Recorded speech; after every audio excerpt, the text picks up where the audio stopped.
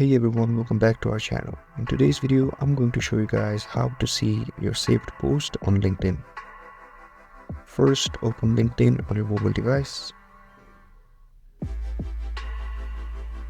Then go ahead and tap on your profile icon on the top left corner of your screen. From here, you can see the option of saved posts. Go ahead and tap on it. Now you can see all the posts you have saved. If this video helped you, don't forget to like, share and subscribe, and comment down below if there is anything else I can help you guys with. Thank you so much for watching, and I'll see you guys next time.